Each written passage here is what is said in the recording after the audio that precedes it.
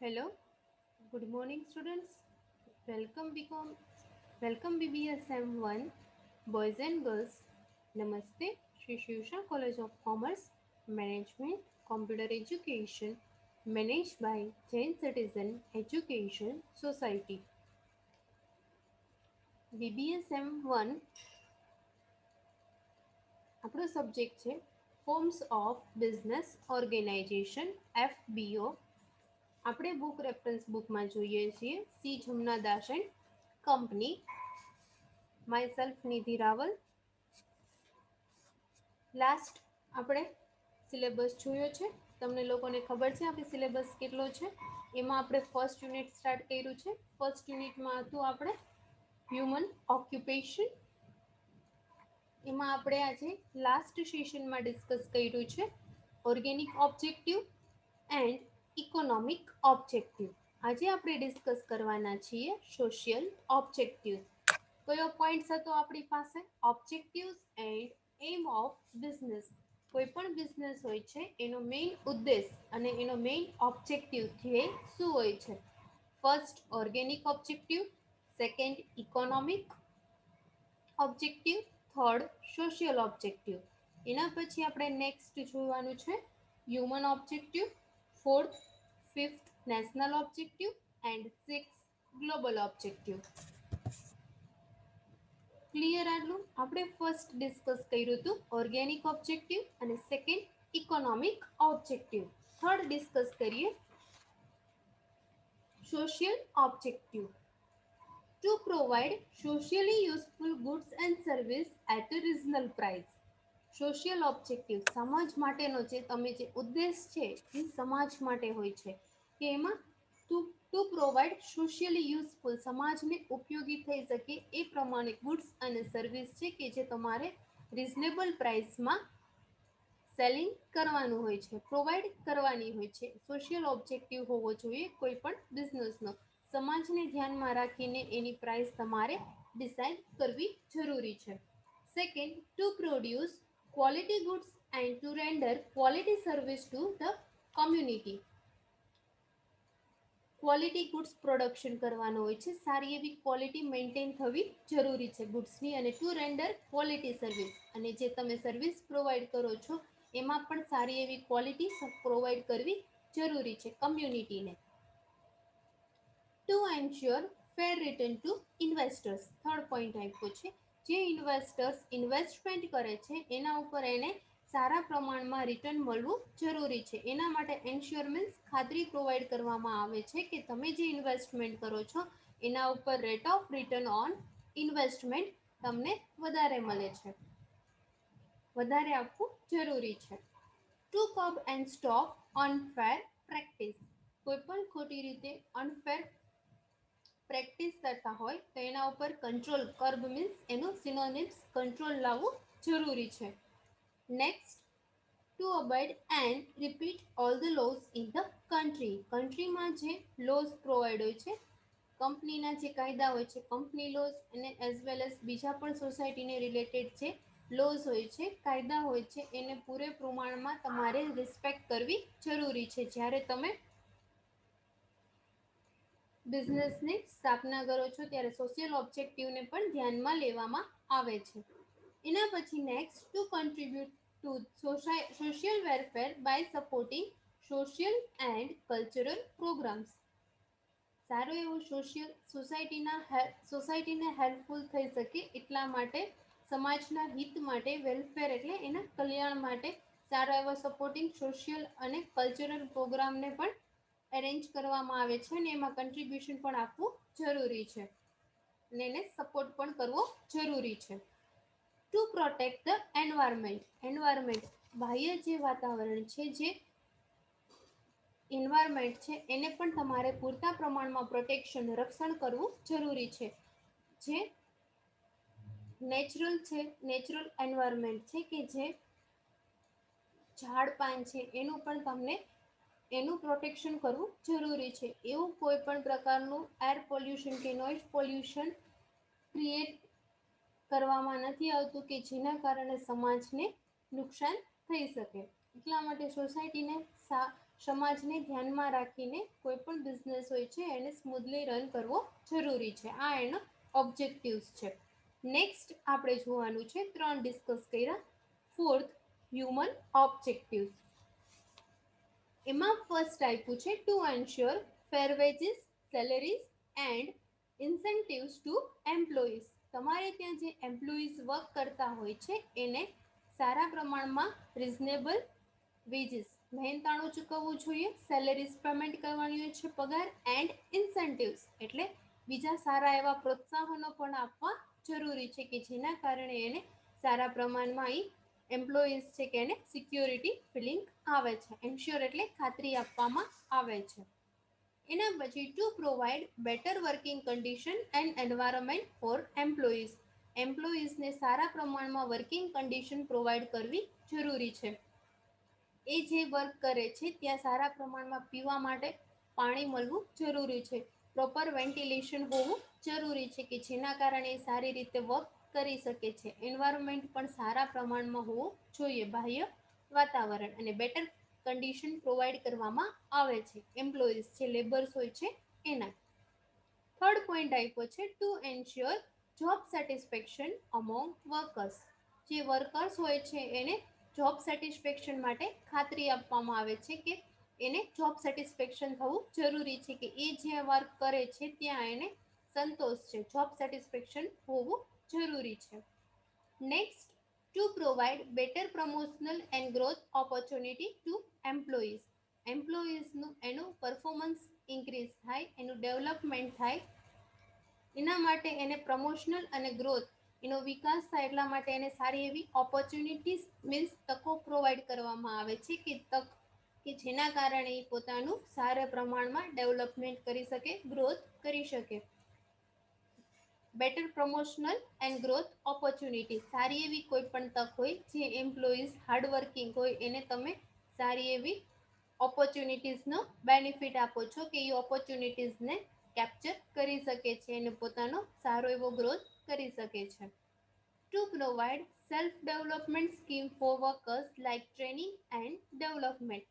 પોતાની રીતે એને સારી એવી સેલ્ફ ડેવલપમેન્ટ, સારી રીતે આત્મનિર્ભર થઈ શકે અને પોતાનું ડેવલપમેન્ટ સારી રીતે કરી શકે એટલા માટે વર્કર્સ માટે ટ્રેનિંગ અને એના ડેવલપમેન્ટના પ્રોગ્રામ એરેન્જ કરવા જરૂરી છે કે જેના કારણે ટ્રેનિંગ દ્વારા અનસ્કિલ્ડ લેબર હોય છે કે જેની પાસે પૂરતા પ્રમાણમાં સ્કિલ્ડ નથી એ સારી રીતે સ્કિલ્ડ બની શકે છે.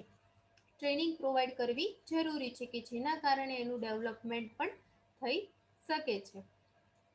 Next, to provide maximum satisfaction to consumer by providing goods and service at reasonable rate. Maximum satisfaction કોને આપવાનું હોય છે? કન્ઝ્યુમરને, કસ્ટમરને, ગ્રાહકને, કે જેના દ્વારા કેવી રીતે તમે આપી શકો છો? By providing goods and service.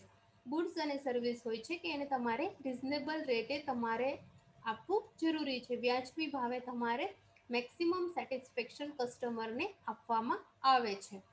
Next, to protect interest of shareholder by providing them fair return on their capital invested in business.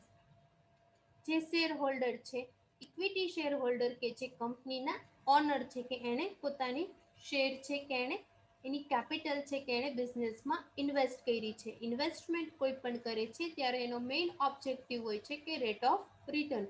એને જે ઇન્વેસ્ટમેન્ટ કર્યું છે એના ઉપર એને કેટલું રેટ ઓફ રિટર્ન મળે છે, ઇન્વેસ્ટમેન્ટ ઉપર એને રેટ ઓફ રિટર્ન કેટલું મળે છે, કે બાય પ્રોવાઇડિંગ ફેર રિટર્ન, વ્યાજબી અને રિટર્ન પ્રોવાઈડ કરવું પણ જરૂરી છે. જે એને કેપિટલ ઇન્વેસ્ટ કરી છે એના ઉપર એને રિટર્ન મળવું જરૂરી છે. To protect the interest of shareholder, શેર હોલ્ડરના હિતને ધ્યાનમાં રાખીને સારા પ્રમાણમાં એને રિટર્ન પ્રોવાઈડ કરવામાં આવે છે કે જે કેપિટલ એને બિઝનેસમાં ઇન્વેસ્ટ કરી છે.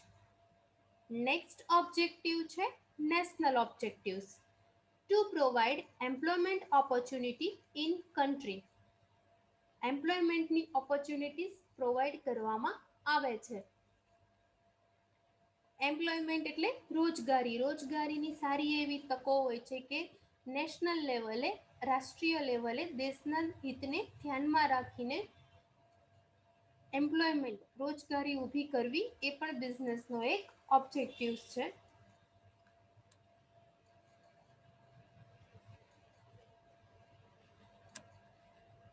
Two provide employment opportunity in country, દેશમાં સારી રીતે રોજગારીની તકોનું નિર્માણ કરવું કે ને રાષ્ટ્રના હિત માટે કામ કરવું કહેવાય છે.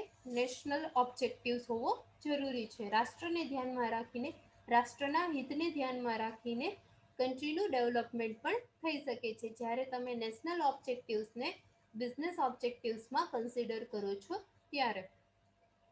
નેક્સ્ટ આપ્યું છે નેશનલ ઓબ્જેક્ટિવ્સમાં to promote social justice in country, સામાજિક હિત અને સામાજિક નિર્ણયને પ્રમોટ કરવું એ પણ તમારું કન્ટ્રીમાં એક પ્રમોટ કરવું જરૂરી છે. પ્રમોટ સોશિયલ જસ્ટિસ, ન્યાયી હોવી જોઈએ પ્રક્રિયા કે જેને કારણે તમે દેશમાં સારી રીતે પ્રમોટ કરી શકો છો અને દેશનો સારી રીતે રાષ્ટ્રનો વિકાસ થઈ શકે છે. Two produce goods in accordance with national interest and priority, રાષ્ટ્રમાં જે પ્રમાણે જરૂરિયાત છે એ પ્રમાણે તમારે રાષ્ટ્રના હિતમાં પ્રાયોરિટી આપીને ગુડ્સ અને પ્રોડક્શન કરવાનું હોય છે ગુડ્સનું. To produce goods in accordance with national interest and priority, રાષ્ટ્રના હિતને ધ્યાનમાં રાખીને પ્રાયોરિટી આપીને ગુડ્સનું તમારે એ મુજબ પ્રોડક્શન કરવું જરૂરી છે. રાષ્ટ્રમાં કઈ પ્રમાણે ડિમાન્ડ છે એનું પણ તમારે એનાલિસિસ કરીને રાષ્ટ્રના હિતમાં વર્ક કરવું જરૂરી છે કે જેના કારણે નેશનલ ઓબ્જેક્ટિવ ફૂલફિલ થઈ શકે છે. નેક્સ્ટ આપ્યું છે payment of taxes and other duties regularly and ફેરલી. Payment of taxes, તમે જે કોઈ પણ પ્રોડક્ટ, કોઈ પણ ગુડ્સ હોય છે કે સર્વિસ પ્રોવાઈડ કરો છો એના ઉપર ટેક્સ કમ્પલસરી ભરવો જોઈએ, direct as well as indirect taxes. Direct taxes અથવા ઇનડાયરેક્ટ ટેક્સીસ ગવર્મેન્ટને પેમેન્ટ કરવો એ પણ તમારી એક સમાજના હિતમાં ડ્યુટી છે, સામાજિક ડ્યુટી છે. And other duties regularly and ફેરલી, time to time તમારે ટેક્સ પેમેન્ટ કરવો અને બીજી કોઈ પણ ડ્યુટીઝ હોય છે, ઇમ્પોર્ટ ડ્યુટીઝ, એક્સપોર્ટ ડ્યુટીઝ, એ પણ રેગ્યુલરલી અને ફેરલી પેમેન્ટ કરવી એ પણ તમારા રિસ્પોન્સિબિલિટી છે. જ્યારે તમે નેશનલ ઓબ્જેક્ટિવને ધ્યાનમાં રાખો છો ત્યારે કોઈ પણ બિઝનેસ હોય છે કે એને નેશનલ ઓબ્જેક્ટિવને ફૂલફિલ કરવા માટે એનો બિઝનેસ ઓબ્જેક્ટિવ પણ ફૂલફિલ થવો જરૂરી છે. અને બિઝનેસ ઓબ્જેક્ટિવ ત્યારે જ ફૂલફિલ થાય છે જ્યારે એ નેશનને ધ્યાનમાં રાખીને, રાષ્ટ્રના હિતને ધ્યાનમાં રાખીને વર્ક કરે છે ત્યારે. Next, to minimize wastage of scarce resources and find the substitute for the same, જે વેસ્ટેજ હોય છે એનો મિનિમાઇઝ કરવામાં આવે છે, એનો બગાડ જે થતો હોય છે. કોઈ પણ યુનિટ્સનું તમે પ્રોડક્શન કરો છો, સપોઝ ફોર એક્ઝામ્પલ 100 યુનિટનું પ્રોડક્શન કરો છો ત્યારે 5 યુનિટ્સ હોય છે કે જે વેસ્ટ જાય છે, એ વેસ્ટ જે હોય છે એને મિનિમાઇઝ, એને ઘટાડવામાં આવે છે. પૂરેપૂરા 100 યુનિટ્સ બનવા જરૂરી છે.